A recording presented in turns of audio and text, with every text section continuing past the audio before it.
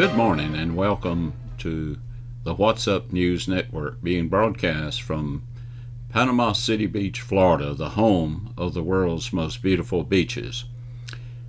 Thank you for viewing this morning. Please look below the picture and hit the subscribe button for me this morning. Recently, a call was received at the 911 center from a Bay County resident who said he had been shot and the shooter was still on the site.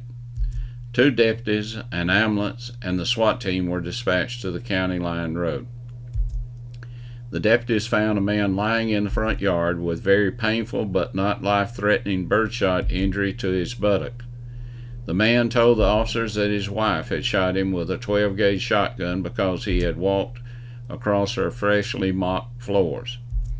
He said his wife was still in the house and was armed with a 12-gauge shotgun.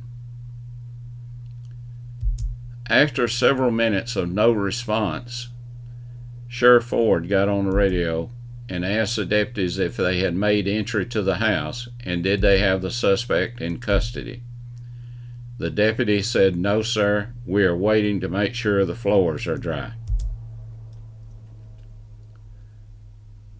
In the national news, we're going to talk a little bit about betrayals and treason this morning. Judas Iscariot was a disciple of one of the original 12 apostles, Jesus Christ. He betrayed his master to the Sanhedrin in the Garden of Gethsemane by kissing him. Then we have, later on in history, a man by the name of Benedict Arnold.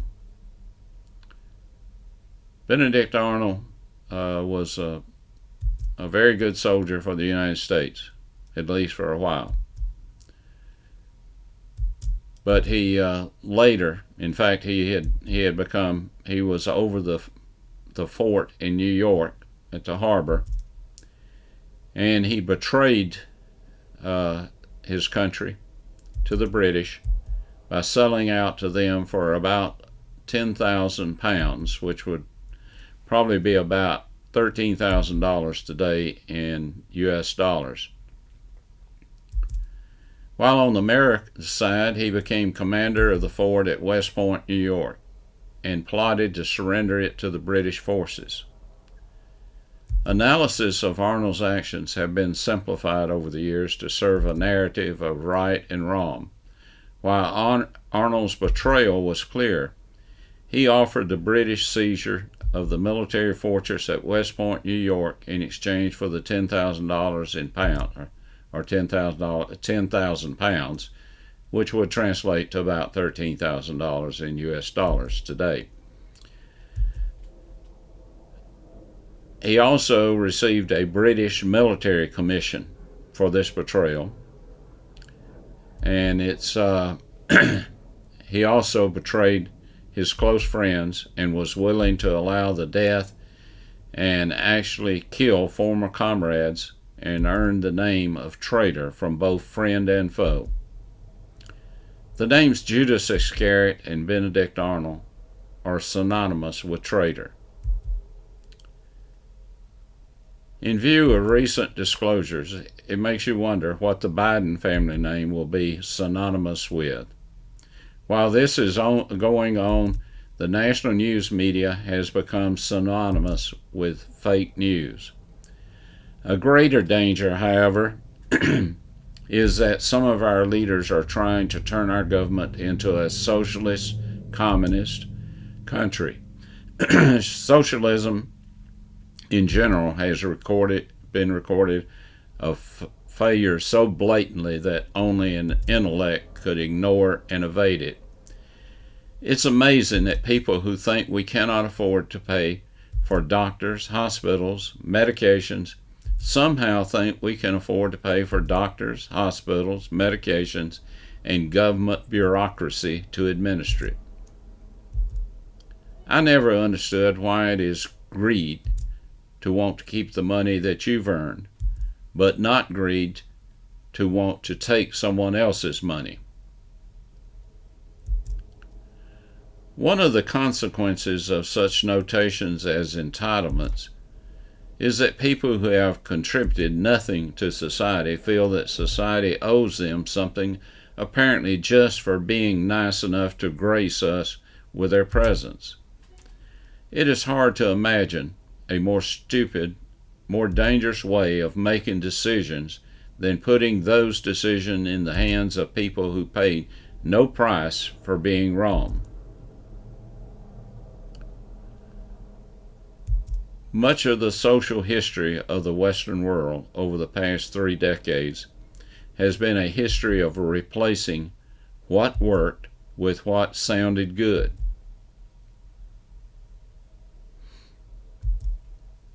If you have been voting for politicians who promise to give you goodies at someone else's expense, then you have no right to complain when they take your money and give it to someone else, including themselves. In previous videos, I have told you that I don't think I have ever had an original thought. My thoughts are an accumulation of what I was taught by my parents, my grandparents, teachers, preachers, friends, books that I've read, and life experience. I have frequently quoted Thomas Sowell, and I encourage you to read his many publications. Thomas Sowell happens to be a black man. He's an American economist and social theorist, and is a senior fellow at Stanford University's Hoover Institute. Sowell was born in North Carolina and grew up in Harlem, New York. He dropped out of school and served in the U.S. Marine Corps during the Korean War. Thomas was born June 30th, 1930, so that makes him 90 years old today. He was born in Gastonia, North Carolina. He received his education at the University of Chicago, Columbia University, and Harvard. Thanks so much for watching us today, and make sure you get out and vote, because this is very important this year. So get out and vote. Encourage your friends on social media, your family, to get out and vote also. But until we meet again, may God bless you and your family and this great nation that we live in.